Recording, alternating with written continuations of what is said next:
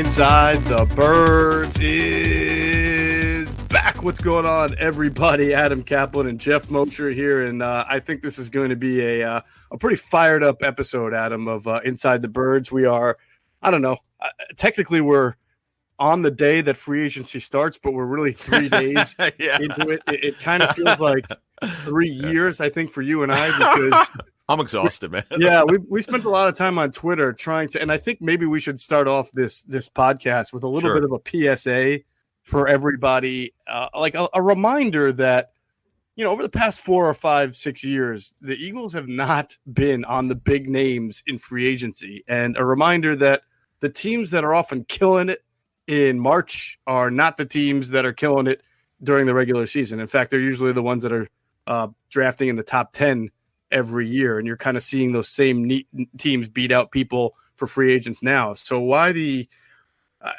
I don't know, maybe it's just the feeling of there's a race going on and you're not participating in it, and it gets your heart racing and your emotions ratcheted up, but it's hard to get people to remember that rationale that I just laid out. Yeah, just one thing I do want to say when it comes to free agency. You know, in 2017, which was a magical year for the Eagles, though I don't necessarily agree with the way you framed it, that they didn't go after big names. It's just that they didn't go after big contracts. That's the thing I would disagree with. They didn't. Would you call Brandon Brooks and Rodney Mccloud at the time of their signing A-level free agents? No. What I'm saying is, no. I agree with your assessment. Oh, okay. On they were not spending like they used to when Howie was a GM from 10 through 14. Right. That was when, you know, the obviously everyone knows about 2011. Nanbi Asamoah was a major miss. He didn't have control then. But what he's done since he came back in 2016 is been very judicious. He doesn't normally get involved on day one very much. Although Hargrave was a pretty big deal. And we'll get to him in a couple minutes. But let me just give you a quick example of smart transactions in 2017. You know, they were not going all in early on. If you remember, it was Chris Long. Mm-hmm. It was LeGarrette Blount. LeGarrette Blount they got in May, Geoff. May. Okay. Patrick Robinson is another guy who played very And Patrick Robinson was interesting because he looked really bad for 2 weeks in training camp. We're like, oh, this guy's a bust. Right. Or bad. But when you really look at it, Geoff, the best way to do it is not spend much on the first couple of days, because that my friend Bill Poling, who I work with, told me this, and it's funny as hell. Great line, but I totally got it, and our fans could understand this. The first 2 days of free agency, you are spending Neiman Marcus prices. Mm-hmm. If you wait, you're gonna get Filing's basement. And the guys who are disciplined, look, Alshon Jeffrey. Now he was a name, but it was a 1-year deal. It was a good 1-year deal, but it wasn't a major commitment. Right. In fact, most of the deals that Howie signed that year were the shorter term deals that were risk averse. Right. So speaking of that, you ready for this? Mm-hmm. Torrey Smith, 3-year deal, 1-year structure, not very much money. Right. Alshon Jeffrey, just talked about that. Chance Warmack, who cares? He didn't. Stefan Wisniewski, huge. Starting left guard in the Super Bowl. That's it. Thank you very much. Now, guess when they got him? 4 days into free agency. Yeah, that was Chris early, Long. But Chris Long. Yeah. 3 weeks into free agency. I was at the owners' meetings, I think. Patrick Robinson, who you mentioned earlier, okay? You don't have to get involved. And I get it. Geoff and I get it. You want instant gratification. You want something done. You want something done immediately, or you're pissed off. I get it. But the teams that overspend or go in deep for the high-priced free agents, the hit rate is not very good. Now, you mentioned Brandon Brooks. That was 2016, which was Howie's best year by far of his career as a general manager. Yeah, Brooks and McLeod. I broke that story on ESPN. I remember when I got the information. I called my Texan source. I didn't know about Brandon's issues with anxiety, okay? Mm-hmm. They told me they didn't make him an offer to come back. I'm like, wow, maybe he's not that good. And guess what? He wound up being probably one of the top free agents Howie's ever signed. So, you know what? Again, to summarize this, you don't have to get involved very early, folks. But I know what people are going to say. The guys they have to sign have to be very good. You're right. They did get Brandon on the first day. They got Rodney. Here's what they got in 2016. First day, within hours. Brandon Brooks, Rodney Mccloud, both home runs. Yep. Ron Brooks, unfortunately, blew his knee out. He actually played pretty well, then he got hurt. You know who they got a day later? Nigel Bradham, very integral to their playoff race to the Super Bowl. So again, to summarize this, folks, you don't have to go crazy, as Geoff said, in free agency. I agree. Now, some people who've listened to our podcast may say, hey, wait a minute, you guys are being hypocrites, and I'll tell you why. But first, before I get into that, let's pause for a second and thank our friends, DraftKings. Hey, listen, even though there's no sports right now, no major sports, you can still place a lot of futures bets. So download the nation's #1 sportsbook app. That's DraftKings Sportsbook. Put it on your phone, put it on your laptop, do whatever you got to do. Place some good futures bets because sports will be back someday. And you might think right now that you got some time to marinate and think about it, you might think, yeah, I like this team's championship odds. I'm going to put my money down on that. So do that at Sports Kings and their #1 rated sportsbook app. Real quick, secondly, on DraftKings, their app is absolutely awesome. I downloaded it. I got involved a little bit in the NBA. Absolutely outstanding. You could trust it. I tested it. Now I have a Google Pixel 3 XL. Absolutely fantastic app, and very big kudos to our friends at DraftKings. Absolutely. All right. So people might say, hey, wait a minute, Geoff and Adam. What are you talking about? Don't spend all this money in free agency. You two were talking about Byron Jones since the combine. I remember those pods. You said the Eagles were going to be all in. You said they needed secondary help. Well, the reality is it is true. I wouldn't have been against signing Byron Jones because I know how bad it is that they are right now a cornerback, and they needed somebody that can run. But at the same time, I want to remind everyone, Adam, that our last, I don't know, maybe 2 or 3 podcasts, and I even entitled the last podcast before this one, Birds versus Bitters. You and I went out of our way to make sure people understood to separate the message from the messenger. You were reporting especially that the Eagles were going to be front in line and they were going to give their best shot to get Byron Jones. And from what I've told, and I'm sure what you told, they gave it a great shot. But as we said, there would be other bidders who have a lot of money, and they went to a team that had a lot of money to spend and guaranteed a lot of it. All right, so let's summarize the Byron Jones stuff. Here's exactly what happened per multiple league sources, other team sources, people involved in the deal. Here's what happened. It came down to 3 teams. It was really, quite frankly, it was the Jets were in it. They kind of dropped off. It was the Eagles, Raiders, and Dolphins in the end. The Dolphins came in a little bit later than all the other teams. As you saw, Geoff and free agency, they spent like crazy. Here's what I'm told. The Eagles were fantastic in the pursuit. So were the Raiders. Byron Jones probably could have, here's the deal. He didn't want to play in the NFC East anymore. He wasn't going to, even if Dallas wanted him back, I don't think he was going back there. He wanted a new start. Obviously, the Eagles are in the NFC East. He's from Connecticut. He just wanted a new start. Trust me when I say he could take this to the blanking bank. The Eagles went, they couldn't have done, literally could not have done any more. Howie went out of his way. If you thought that he made a great offer to try to get Jalen Ramsey, and obviously the Rams beat him, this had nothing to do with it. They were there to the end. Byron just made a decision. And I'll give you another little nugget. I actually wrote the story up. I actually had a couple notes in why he was going to Philly. I thought probably 20 minutes or half an hour before he decided to go to Miami. Thought he was coming here, but it was just basically the way it was explained to me. He just really wanted to go somewhere else. He didn't want to play in the same division. Right. And he wanted a new start. Obviously he got a ton of guaranteed money in that deal. $57 million. Guess what? Eagles were right there.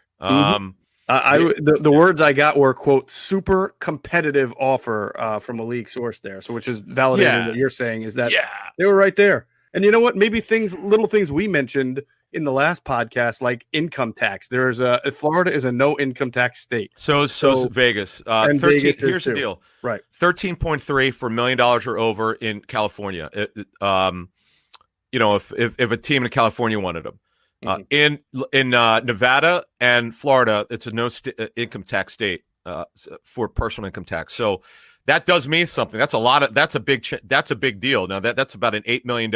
It's about an $8 million difference. It's a real big. I think you just hit it. It's a huge advantage. Now, guess what? I don't think I don't know this 100%, but it sure sounds like on my sourcing on this from probably 3 people, I don't think it really mattered to him that much. Does the money being paid a hell of a lot of money mean a lot? Yes. But I think in the end, it sure sounds like, from what I'm told, he just decided to go to Miami because it was something different. Now, he probably knew that they were going to go balls to the wall in free agency, that they were going to build this like New England. That's what Brian Flores has brought a lot of New England, former New England players, and a lot of high character guys. But the only reason why just to move on from Byron Jones here, what I said a couple minutes ago, Geoff, was this: you don't need to do anything in free agency the first day, but with an asterisk, if you're going to do it and go big, you better go get the best guy. Right. And you better be right. And he would have been, even with all that money, he still would have been the type of free agent that Howie has targeted since coming back and having his power restored. This is a second contract. He's still a young player. He's not old and aging and declining. He is a building block type free agent. And by the way, he would have fit that identity for the Eagles. Right. But all right, speaking of that, about building blocks, and when they signed Asamoah, the stupidity, and I love Andy Reid, big fan, but to think that Juan Castillo, coming out of the goddamn 2011 lockout, is going to make Nnamdi Asamoah a hybrid player. Are you kidding? Like, what? Now it's interesting. Love when you get fired up and start cursing. Well, here's the thing. Here's why I'm doing it. If you move it up 9 years, guess what? Now with the coronavirus, we don't know if people are going to get a lot of time to develop. Well, that's he's got to learn a new defense. That is a really good point. And that, I talked to the Raider source about that. I'm very high up in their organization. And, they were going to use him as an outside corner, but they were going to use basically what I was told is similar to the way Eagles were going to do it. So like we'll see the Chiefs, he would probably match up against Kelsey. That's probably a better matchup for him than say a Tyrone Hill because he's good. Well, Byron runs in the 4-3s. So I don't know. That's true, but I just figured out the way to use him on Ertz. Right. But Kelsey's a little bit bigger. But the bottom line is, when you pay someone $16.5 million a year and it's actually, by the way, got a 3-year structure. There's some details that are not out there. I was able to acquire this week. Bottom line is, if you're going to spend, you better get it right. They whiffed. I know it was 9 years ago. Why am I bringing this up? Because if you're going to pay top of the market, you got to use the guy correctly, and if you get it wrong, it sets you back. That's all I got to say about it. All right. Well, let's move on to not the guy that they didn't get, but the guy that they let leave, Malcolm Jenkins. Yes. And so we have to discuss the obvious optics of it. I mean, this feels like a Brian Dawkins situation all over again. Very popular. I don't know if there's anybody who has ever reached Dawkins status since he's left the door, but if there's anyone who's been as close as possibly can be, I think you would say it's Malcolm Jenkins, the leader of the team, heart and soul. We all we need speech. And I wrote about that on InsideTheBirds.com. I find it really difficult to judge this, not knowing exactly what was asked for. There are various reports. You don't know what's right. One guy said he wanted $14 million. I never even heard of the person who put it out on Twitter. And then locally, there were different reports. The bottom line is he was supposed to make $7.8 million this year for the Eagles. In his last year, no guaranteed money left, right? He wanted more. He said he wasn't going to show up. They got to a point where obviously it was a stalemate. He leaves. He signs with the Saints. And you look at the contract that he signs with the Saints and you wonder where the disconnect was with the Eagles. Was he asking for more money and then just decided to take less from New Orleans? It's a very odd situation that makes it hard to judge, Adam. I strongly suspect, and we had talked about this in previous shows, when we first started talking about Malcolm 3 or 4 weeks ago, I said my sense is that they're not going to pay him what he wants. But I'll tell you, here's why I was wrong. I'm going to explain why I was wrong. The way I'd heard it is they were just going to roll over this option and this will be his last year and he'd walk away. But Malcolm went on record saying he wasn't showing up unless he got a new deal. Well, if you're let's call this down the middle. I have a lot of respect for Malcolm. I'm not taking the Eagles sides here. In fact, I typically take the player side when contract discussions, but let me just explain why I'm saying it this way. If you and I own this business and our employee says, you know what? I've been a great employee, and we would agree with you, an awesome employee, one of the best we've ever had in our business ever. But we've told you that you're in the last stage of your career. We thank you for your service. We're going to keep, although you're older now, we're going to let you, you have a contract. We're going to honor it. We're going to roll over the option, but we're not going to pay you in the future. This is going to be your last year. And you say, guess what then? I'm not showing up because I played on an undervalued deal, and I expect to get more money. And I would tell my employee, guess what? I can't go there. We've made this decision. But now that you've gone public with it, again, this is just me speaking. Right. But now that you went public with it, we're just going to say sayonara. That, to me, this is just an evaluation, folks. It's not a report. Gathering information for 3 weeks on Malcolm Jenkins and his situation, I just think they said, well, listen, he's not going to show up, so why don't we just, you know what? Go play somewhere else. That's it. Yeah, That's all I don't know. It just, I wish I knew concretely what was offered, because if you look at this deal with the Saints, 4 years, $32 million. So wait, are you saying the Eagles made an offer? Well, that's a great point. I mean, maybe they didn't. But if they didn't, I don't know that they did any single offer, I don't know why they wouldn't have given him what the Saints gave him, because A, they have not a whole lot of options at safety, and B, $16.5 million guaranteed. If you think that Malcolm has 2 years left, and certainly if he was on the Eagles this year, he'd be starting and probably playing the same number of snaps. Now, I know that, from a source on the team, they felt that he couldn't play the post as well as he used to. I think that was pretty much obvious last year. He's a box guy. He's a slot guy. He's not a deep downfield cover guy anymore. But it's not like he was bad. He's still a good safety. Solid player. And Geoff, so 16.5 million. I told you, remember the podcast where I said the right thing to do is to give him the kind of contract where you give him starting money for this year, but then by year 2 or year 3, when you transition him to nickel and dime safety, then the cost matches what you're getting. That's basically what the Saints contract is. And I don't know why the Eagles would be too proud to give him that, because he said he wasn't going to play under his contract. There have been other players in other ways who have basically insinuated they weren't going to play under the deal, who have been kind of gotten their money, whether it's Brandon Graham or Jason Kelsey. So Malcolm's a little louder about it. But look, I remember talking to Joe Banner about it. Brian Westbrook went public. Yeah. And because they wanted to reward him. They took care of it, something that they really did when Joe was there. This one, though, and you made a very good point, and fans need to understand how good how good Malcolm has been. Malcolm changed his position when they first got him in 2014. He was not a box safety. He was he was more middle field or deeper. Right. When Jim Schwartz went in there, and I don't know how this came about, they made him a jack linebacker. They moved him to the box, and he's incredible at it. Right. You remember, and I don't know if it was intentional, Adam, because Jordan Hicks got hurt in 2017, and that really left them with Nigel. And of course, they didn't have that many great linebackers after that because they're the Eagles. Yeah. So they really asked Malcolm to come down and play more of the role you just mentioned, the jack role, and he did a great job of it. He was great, and and I get what Malcolm's saying. He's like, look what you asked me to do: corner, slot corner, safety, box, a hybrid linebacker. And you're not paying me for it. So that's where he's coming from. And he has every right to ask for that. But when you own a business and you think someone's in the twilight of the career, you typically want to hand off to someone who's younger. Right. This one's a little bit harder. 2 reasons. A, as you said, he's still playing at a high enough level to still stay with the team. He's not the player he once was. Right. They also don't have that guy. They have now, I will tell you, as people are listening on their way, well, they may not be going to work because of the coronavirus, but as you listen to us Thursday morning and after that, they're looking at a couple safeties. Follow me on Twitter. There's gonna be some stuff coming out in safeties with the Eagles soon. Well, the first thing that came to my mind, Adam, is almost like we got one on you. If the Eagles let Malcolm walk and he signs with the Saints, do the Saints now bring back Von Bell? Do they have the money to bring back Von Bell? Well, no. What? Right, but no. What I thought you were going to say with the Eagles signed Von Bell. I don't That's know what I'm saying. Like that now that makes Von Bell available. Well, that's a big number.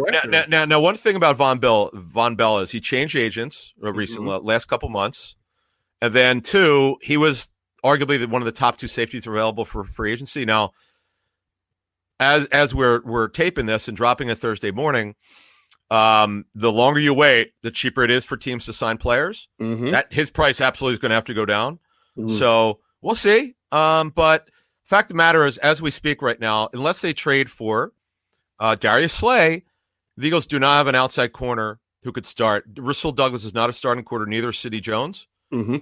They're stacked at slot, so they've got some work to do. Yeah, absolutely. And I will remind everyone again, they have some work to do. You have a right to be upset about Malcolm leaving if he's very sentimental to you. Absolutely. I would also say there's a lot of time left to improve this team. It doesn't just end 3 days into free agency.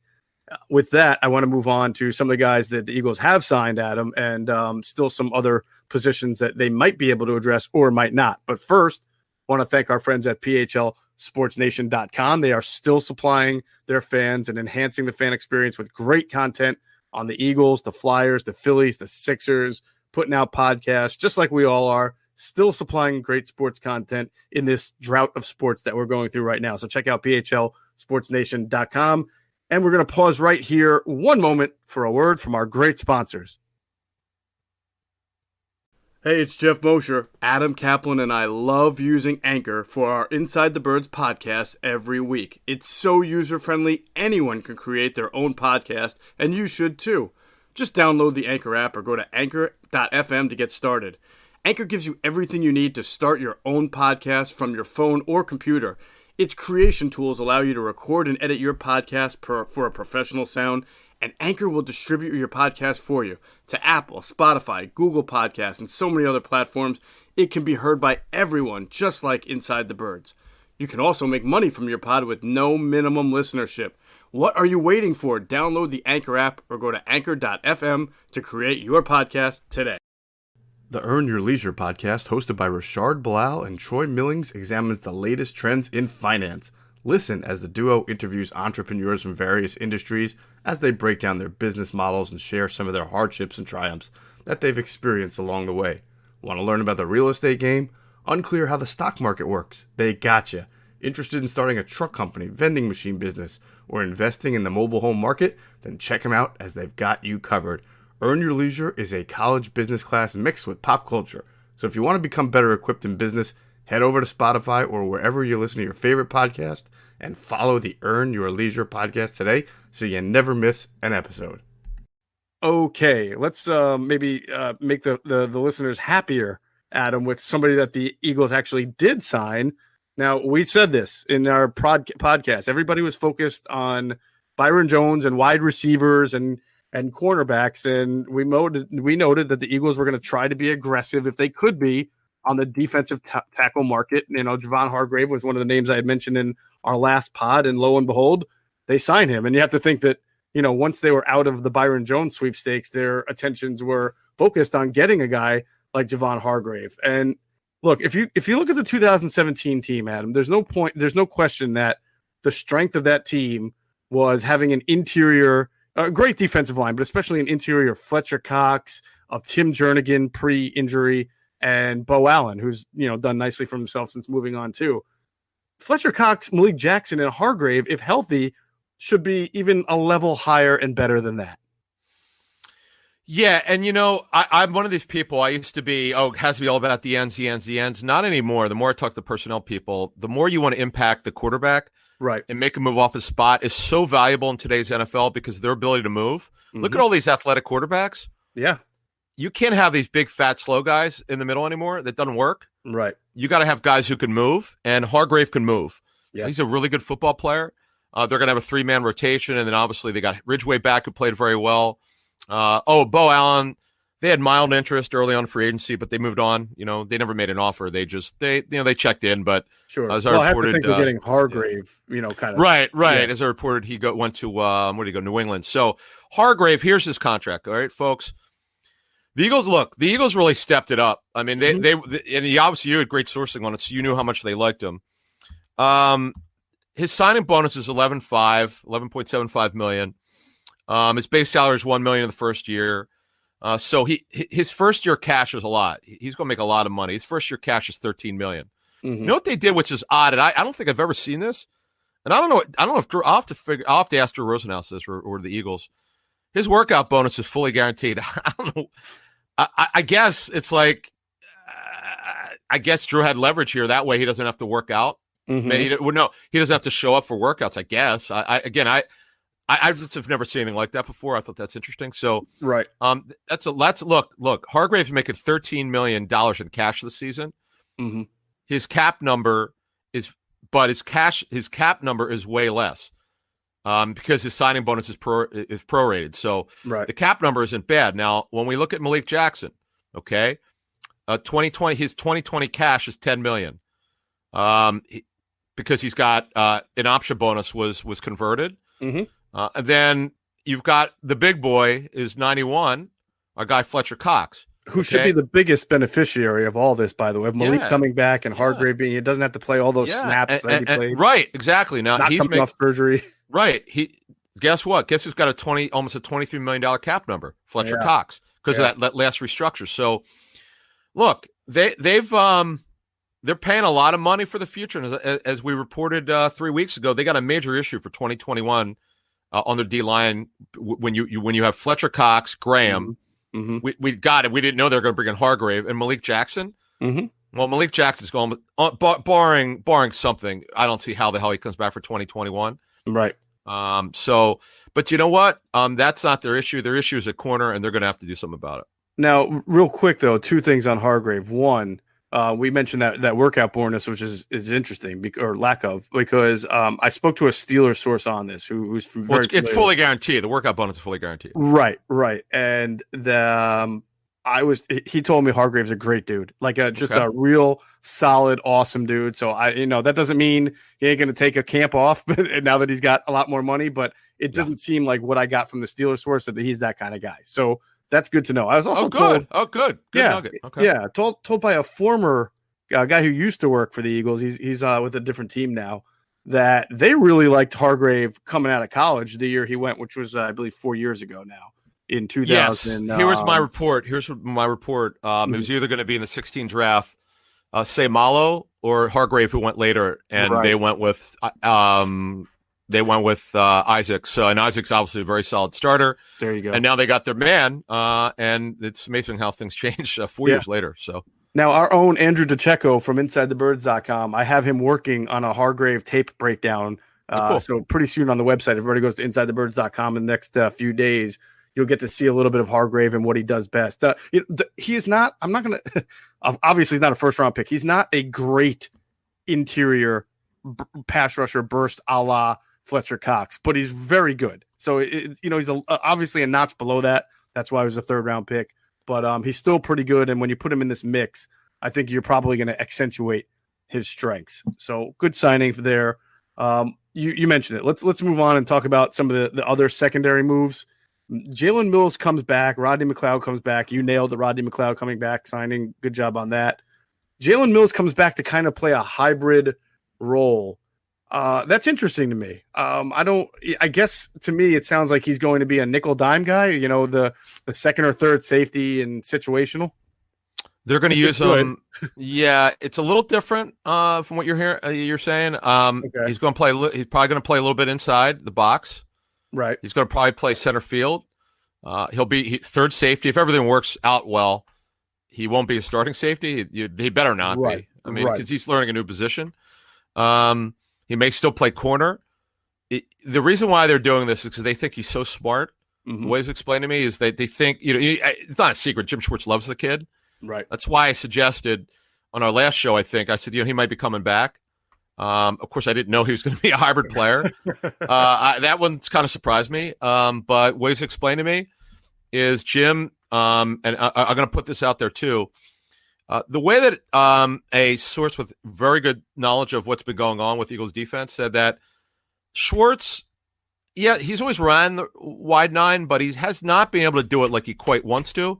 Mm-hmm. I'll have more sourcing on this and more information as we go. We're only free this year, so the seasons and workouts are months away, but he thinks now that he could do a little bit more with the new coaching staff, obviously, guys who know the wide nine. He now has an unbelievable rotation at D tackle. Mm-hmm. They have bodies at DN. We'll see how good they are, but he's expecting to do a little bit more than he could before because of new coaches, new personnel obviously on the front four, particularly at D tackle. Now, as we speak, we don't know what they're doing at linebacker. We other than trading for Darius Slay, there's really no one else out there who could really help them. I don't see it. When I look at the list, Geoff, of available corners, it's just a bunch of guys. It's just nothing. No one who could start. Although I tell you, I like unless these guys get signed while we're doing the show. Jimmy Smith's an older corner. Chris Harris is gone. He signed. Rhodes is out there, but talking to teams that watch his tape, he dropped off significantly. Prince Mukamara is a good player, but he's 31. TJ Carey's a hybrid player who, I'd reported the Seahawks. He had a visit. Kevin Johnson's out there, who's a low-end number 2 corner, would be not the worst signing. Bashad Breeland's probably the best guy out there, depending on how you look at it. But it's just not a great list. No, not a great list. It's not. Obviously, Darius Slay is a name people are going to focus on. We'll get into that one second. I just want to go back real quick to Mills and the role that he's going to play that you mentioned, kind of maybe playing a little deep, a little box, little coverage in dime. And it got me thinking to a player that the Eagles once used in the same manner and really capitalized on his strengths in the Chip Kelly era. If you remember Nolan Carroll, he was a 6'1", oh my God, corner who was just not meant to play the outside, and he got hurt a lot too. But in 2015, his second year in the defense, they put him in the position that you just talked about with referring to Jalen Mills, right? And that year, he was covering tight ends a lot. He was up in the box. He was just around the intermediary area close to the ball, and he had 10 passes defended, 2 interceptions, and a touchdown in 11 games that year. It was the best year of his career by far. So you wonder if moving Jalen Mills into a specialized role like that, because Jalen Mills is tough. He does tackle well. He moves laterally fairly well. He just doesn't flip his hips and run. He's got no speed. We know that. He's not meant for the outside, but maybe you can get a semi-productive Nolan Carroll 2015-like player out of Jalen Mills in that role. I just wanted to bring up that nugget because that was actually a good year for Nolan I remember Carroll. that. Right, I remember that. He actually had some good games, and then he really fell off. But it's really got hurt, Yeah, he did wind up not playing well enough. He by the way, he went somewhere else and he never played again. But it's interesting how people are and I get it. You're saying, well, as soon as they they're bringing Mills back, no Jenkins, obviously, but and Jalen Mills was an incredible development of a 7th round pick, but he doesn't solve the speed issue. We've been on this, and I know other people now are on it as well. Talk about the Eagles' speed on defense. This has been a real problem. Someone got me on this, so I really trust. About 4 or 5 months ago, and I don't watch as much tape as I used to. My mom knows how bad they are at receiver. I don't need to tell you that, but I didn't realize how slow they were on defense until someone I trust probably more than anyone, and probably top 3 sources. One of my top 3 personnel sources said, "Boy, they're awful on defense with speed." He goes, "It's embarrassing." It really okay. is. Other than Maddox could really run, but I was like, okay, well. What do you think they need to do? He's like, it's simple. They got to get speed at corner. We told our listeners that Darby's eyes aren't good. That makes him look slow when he's not slow. Right. Sidney Jones is clearly not who they thought he was yet, and he may never get there. So Geoff, they've got to do something at corner. Now here's the thing: if they don't get Slay, and even if they sign some guy in free agency, I don't know. You can depend on that guy. With the 10 picks. Let's move this forward a little bit before we go to the next player or subject. Right. They got 10 picks. I think in fact, I know, barring a shock, that they're going to get at least 2 receivers in the draft. Because people have asked me why I said what I said on Twitter. They have to get 2 receivers because they don't have any receivers. I can't believe anybody would be shocked about the idea that the Eagles need 2 wide receivers in this draft. Right. So don't you think? Yeah, but let me see this question. Don't you think, even if they get someone in there because they have no one on the outside, and they need depth on the outside too, don't you think they should draft 2 corners on the outside? Yeah, absolutely. 10 picks, right? 2 receivers. 2 corners is 4 right there. A linebacker, 5. I would still say I wouldn't mind a defensive tackle, but it's not a great class after the first 2 rounds. Interior offensive lineman, that could be your 6. Yes, 2 safeties. I'm sorry, 2 safeties. How could I forget? 2. Safeties. You want to go 2? Huh? All right. Well, Rodney Mccloud right now and Jalen Mills. Yeah, and it's not out there. I need to get his breakdown on his contract. I was told if they brought him back, it would be a 1-year structure. Okay. So, and I know he got a 2-year deal. That doesn't mean anything to me. Well, I feel like every 2-year deal is a 1-year deal. Yeah. Well, I need to know if they can get out of it after 1. So we'll see. But it's look, I get it, folks. As we drop this, people want more action. Hargrave is a stud player. I suspect that he'll be what they thought he was, but they got a lot of work to do though still. Yeah, ton of work. So right as we sit here right now, it feels like the Eagles will be in on Slay. It just depends, much like the Byron situation is, does somebody else have more to offer? And are they going to be willing to pay Darius whatever he wants when he signs that contract? Yeah, I mean, I know people want to say, well, could they just take Byron Jones's money? Byron Jones is a better football player. He's also a little bit younger. He's a better athlete. Slay's a good football player. You think Byron's a better player than Slay? Yes. You know how I know that? Because I talked to two defensive coaches who said Slay is better in straight-up man coverage on the outside. He can't move like Byron, and he can't cover tight end like Byron. But these guys said Slay's a pretty good player, and he absolutely is a number one corner. But here's the problem. He is 29. He just turned 29. Whoever trades for him, and plus you got to give a second or third round pick is the way I understood it. Yeah, it's got to be structured like 3 years max. I mean, you would think. You got to get out. You got to be able to get out. I quite frankly, Rosenhaus is real big. Drew Rosenhaus is his agent. Drew's real big on signing bonuses, depending on how much leverage he has. So, by the way, contract leverage and contract is huge in free agency. If you got the number one player, Nnamdi Asomugha's agent Ben Dogger did a phenomenal job on the Asomugha contract. Guess who the last player to have no offset language in his contract was? No offset language in his contract, huh? I don't know. For the Eagles, Nnamdi Asomugha. Nnamdi Asomugha, yeah, I was going to say. Well, I figured it would be the free agent that they signed after Nnamdi, but that would make sense. He's the last one. That burned them. Right. And the way I understood it in their building, the front office is given a directive: no more contracts without offset language. Because that way, what happens is, folks, if you don't have offset language, you could double dip. You could get paid by two teams, and obviously it's embarrassing when that happens. Yeah, absolutely. Real quick factoid on Darius Slay that I got from a good team guy. The Eagles in 2013 picked 35th overall in the second round, and it was between Darius Slay and a Stanford tight end named Zach Ertz. Is that right? They went with Zach Ertz. Really? And Darius Slay went right after to the Lions at 36. That's interesting. Okay. Yeah, well, pretty interesting. Well, because think about it. Who was the GM in 2013? That was Howie was the GM, but it was Chip's first year, if I'm not mistaken. And they had dual control, but Howie was the general manager, and he was also the general manager in 16 when they wanted Hargrave or Seumalo. So right. Well, wouldn't that be funny if they got Slay and Hargrave, and then they still have Seumalo and Ertz? That would be kind of interesting, right? And they're still players, man. Yeah, they're still players, man. How about that? It's that's where they're at. All right, you ready to make people unhappy? Uh-oh. We have to talk about wide receiver. Oh, okay. Or lack thereof. One of the things, folks, and we love our listeners, and we really appreciate the support. It's been incredible. Our traffic has just been remarkable.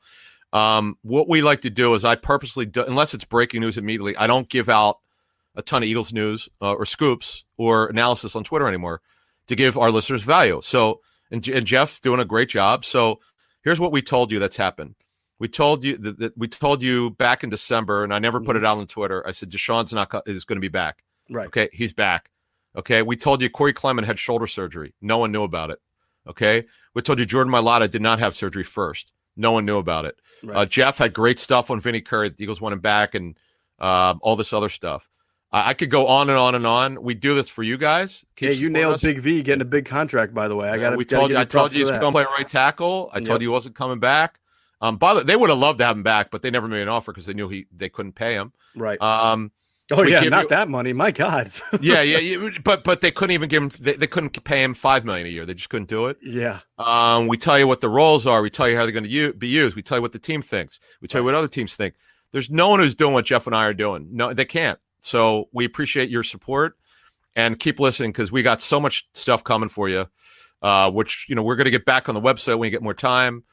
Our draft party, unfortunately, because what's going on in our world, it's on hold right now. Yeah, we're going to have to talk about folks, we've secured a next player. I can't say it yet because until we have announced that it's going to happen, our draft party, because of the coronavirus, we can't do it. We have secured a next player, which is a fucking home run. Excuse my language. With a great story, by the one. All right, he just gave it out. Don't give it out, Mosher. Don't give it out. Every Eagle has a great story. I know, but this one is the best. This one is a great one, and I love this guy, and you will too. He's a great storyteller. But we got some great stuff planned, and that's all I got. Go ahead. All right, so wide receiver. A lot of people want to know what's the deal. And interestingly, other than Amari Cooper, who I think a lot of people assume will go back to the Cowboys, there haven't been. No, that's done. No, he went back. Yeah, he took it the monster deal. He got $40 million fully guaranteed. Look, we told you, folks. We told you at the Combine exclusively. I didn't put it out on Twitter until probably a week after that. They were not going to get involved in the receiver position. I cringed when I found out. I'm like, this is, as Geoff just said, it's not going to go. It wasn't going to go over well. Yeah. But folks, you got to be careful. Let me give you an example. It's Stephon Diggs. Okay. People were killing me on Stephon Diggs on Twitter, and I didn't block these people because a couple people cursed me out. Do you know that he didn't show up to a practice? Like, just didn't show up. He got fined for it. Yep. Because he was so pissed off about not getting the football. Yeah, I remember that. Okay. Not even on top of that. I mean, Buffalo gave up a haul. And not that he's not a good receiver, but he's very good. He's a great deep threat. Yeah. Just a haul. And by the way, look, he's University of Maryland football sources told me at that draft, they were worried, according to my Maryland source, what would happen when he would get paid. Okay. Interesting. Now, he's not been in any trouble off the field. Like Antonio Brown, he's never gotten in trouble that I know of at all. But it's how he would handle money. Do you think a guy who had not been paid would show up to practice? Right. Of course he would, because he needs to get paid. Right. These are the kind of things that you've got to be careful about, and why Roseman has been so good in his second time around. And free agency, not so good the first time. We know about the draft stuff, folks. Mm-hmm. You don't need to tell me. We've discussed it before. How he's been very average at best since he's come back. Mm-hmm. But where he's excelled, and I've been over every transaction since 2016 since he's come back. The misses were so small. The Corey Nelsons of the world. The LJ Fort one is mysterious. We blew that out of the water when it happened. We told the truth on that one. Folks, listen to our archives if you want. We love the support. But Geoff, the bottom line is at receiver. They were not going to go there with Amari Cooper. They're well aware of when Amari got benched. Against them, by the way. Right. Cowboy sources told me he was bent for performance. Season on the line. Okay, exactly. Thank you. So let's move on. Robbie Anderson, real quick. They've always liked him. Robbie wants too much money. Robbie had some off the field issues, which you and I outlined. Back, I don't know, 4 weeks ago. Robbie may be listed at 6'3". He's not 6'3". He's between 6'2" and 6'3". He plays like he's 5'11". He's freaking fast. Mm-hmm. I love it watching him he's play. Exactly what the Eagles need. Exactly, but he's not physical at all. But right. You're not paying him $14 million. Right. You're scared. Not scared is not the right word. You're concerned because of his history of injury and off the field earlier in his career. If you pay this guy, is he going to show up? He's going to keep doing. Now he said all the right things. My Jet sources told me how much they want him back. He handled himself real well. Now it's on the fine of his contract. So be careful of what you pay for. Yeah, and that even holds true, I think, for some of the other guys, like whether it's Brashad Perriman, who really only had 6 breakout games last year of a career. That's my guy, though. That's my guy. Listen, we love Brashad, and I would totally say go for it. But I told you, I think I said on the last podcast, I heard he was looking for around $7 to $8 million a year from league sources, and I thought, man, that's a lot for a guy who's had 6 good games in his career. But Geoff, okay, that's fair. But he's also 6'2". Mm-hmm. He could run. He's a good kid. You don't have to worry about him working hard. Mm-hmm. But as we speak, Thursday morning here, he has not gotten a deal yet. Now, of course, as we tape this, who knows? He might have got one. But right. I mean, look, everyone's a value. This is what I did say on Twitter on Wednesday. I said, look, if the numbers come down, it comes to the point where you go, you know what? We got to get involved. Right. And that's being a good general manager. In fact, I think that's how it worked a little bit with Alshon all those years back, where he wasn't getting the long-term money that he wanted, and he was willing to come to the Eagles on a 1-year deal. Now he's still got $14 million. Well, he said he was looking for a lot more overall money, and he came here. He said he had a better deal from the Vikings, but I don't think it was on the 1 year. What did they pay him? 11 for the 1 year, the first, the 1 year deal. Something the Eagles did something like that. Mm-hmm. Yeah, but 1 year, I think up to $14 million deal, 9.5 base at the time. So. Maybe Adam, maybe one of these guys the market will not, dictate what they want, and they'll settle. We'll see. Well, real quick, the reason why I like Perriman so much, I was at, I know his whole story, and I had a friend with the Ravens who told me that, it just wasn't working out for him. I saw him at the Colts Ravens goodbye practice in Indy, and he absolutely tore up the Colts secondary. He killed them. And my friend said, look, he doesn't do this all the time. Well, you're seeing his best day. He probably needs to leave. And he did. He went to Cleveland, did well in limited playing time, did very well in limited playing time, incredibly well when he got a chance last season. And he's young. He turns just 27. Right. Look, as you said, if you could get him 2 years at $12 million and get out of it after one, or even if it's two, that's not a lot of money in year two. No. I mean, 6 a year, absolutely not. Yeah, I do that in a heartbeat. But I'm not Howie Roseman. I just, my sourcing was 100% correct. Mm-hmm. They weren't going to do anything. But I'm not rooting for the Eagles. That's not your and I's job. But I love this. I love watching this kid play. Yeah. But when you and I watch games, and for the grace of God, I have no idea how the hell they made the playoffs. I get it that what were they 9-7 last season? Yes, 9-7. But to put Wentz through what he had to go through. Mm-hmm. That can't happen again. You can't. No, I agree with you. And I like that you bring that up because I want to end this the way we began this. The Eagles have had a lot of adversity the last few years, right? They have not had the team that they expected to have going in the season. And yet they've made the playoffs each of the last 2 years. They won a Super Bowl in the last 3 years. So the last 3 years, they've been a very good team.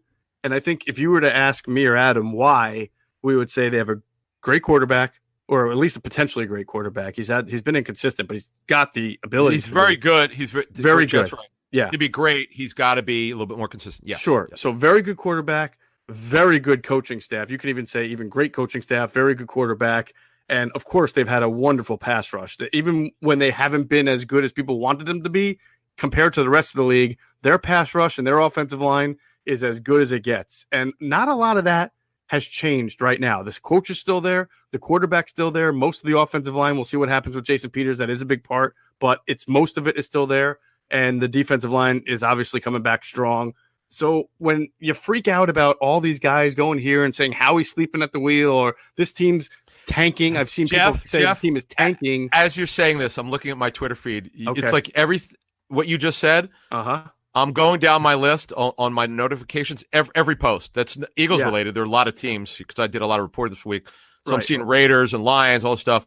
They all said and I get it. They're super pissed off. They want action, and inaction is a problem for them. But and I get that. But the point where we've tried to make on Twitter is that they have the component. They like Seattle loses the Legion of Boom. They don't replace Richard Sherman and Earl Thomas and those legends. They just get better in other areas and they improve the overall roster. And the Eagles have plenty of time to make this a good enough roster. Right now, if they had to play a game, I think they can compete for the NFC East division because the NFC East is not very good.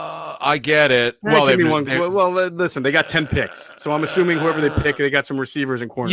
Yes, but man, corner, brother, receiver that'll get. It's okay. Here's what I'm going to guarantee you. I will personally guarantee our thousands of listeners they're going to sell the receiver issue. I'm not worried about that. I would be concerned personally about cornerback. Well, it wasn't until July of 2017 that Ronald Darby came over in a trade. So again, it's not about free agency. It's not about the draft or the trade individually. It's about all three avenues, and there's plenty of time. You're right. They got time, and they're not tanking. Talk me off the ledge. My point. Talk me off the ledge, Mosher. They're not tanking. They're not taking an offseason off, and everything they've done. By the way, speaking of that, why would they sign Hargrave if they were tanking? Exactly. Come on. And people. Also, everything they've done, Howie Roseman told you he was going to do every single time he has spoken this offseason. So take it for what it is. Maybe they won't come in looking like they're guns a-blazing, but I do think that they will be a competitive team and they'll be in the mix as long as, nothing crazy happens, like the entire team is beat up and injured and everything like that. They will enter 2020, if we ever get back to playing sports, ready to compete for the NFC East. I can tell you that. I believe that that's for sure. Right. But we don't forget the NFC East is 3 new head coaches. Wow. That's what I'm saying. And if you can win the NFC East, you can be in the mix to win the Super Bowl. Well, when you've got a really good D-line, though, I'm a little bit dubious of the depth at DN. But Jeff's right. To summarize this before we move on, when you're really strong on the Lions, offensive, defensive, you're going to be no worse than 8-8. When you got a quarterback like Wentz, you're probably going to be 10-6. But you don't have good speed. You're not going to make it to the Super Bowl. There's no way in hell. with what they have now, they could win. They could get the Super Bowl back without speed. Well, there's no way in hell that today's 53-man roster is what it's going to look like. No, they're going to get the speed at receiver, but corner is a tough deal, man. I need to do. By the way, we're going to start next week, folks. Is going to be we're going to start our draft coverage, and I got some stuff, so I'm holding off because I don't want to mix that stuff with what we're doing. Mm-hmm. But you're gonna learn a lot about the corner position because that's what I'm digging in on because I don't know bleep about it right now other than the top guys. We're because that's where they to get back to the Super Bowl, they've got to do it. Totally agree. And you know what? That's a great place to end. What it takes to get back to the Super Bowl. That'll do it for this episode of Inside the Birds, the leading podcast in Eagles intel. Want to thank our friends at 97.3 ESPN. Hey, man, those guys are trucking along, and I'm part of it. But I think guys like Mike Gill and Eitan Shander, Hunter Brody has been doing some spots there during this difficult time where a lot of people are in their homes and maybe, obviously very concerned with what's going on with the coronavirus. The folks at 97.3 we're doing our best, man, to provide some content, talk sports, add a little levity to the situation. So great job by everyone at 973ESPN.com. If you're not listening, you got to download their free mobile app at 973ESPN.com. And of course, our producer, Hunter Brody, who's been doing work with 97.3. Check out his YouTube page, Sports Talk with Broads. He is also, like the rest of us, churning out content, really thought-provoking stuff during these times when there are no sports. So just give him a follow and a subscription on YouTube just for that alone. He's busting his ass out there. Make sure you're checking out our website, InsideTheBirds.com. There's been really good stuff up from Adam, from Andrew DeCecco, who's got some stories coming up soon, from myself. We're trying to churn out content every single day for people to come to the website and enjoy another arm of Inside the Birds. And as always, we thank you for flying with us Inside the Bird. If you're listening to this, you obviously like podcasts, and you probably like music too. On Spotify, you can listen to all of that in one place for free. That's right, you don't need a premium account. On Spotify, you can follow your favorite podcast so you never miss an episode. You can download episodes to listen to offline wherever you are. You can easily share what you're listening to with your friends via Spotify's integrations with social media platforms like Instagram. Spotify has a huge catalog of podcasts on every topic, including the one you're listening to right now.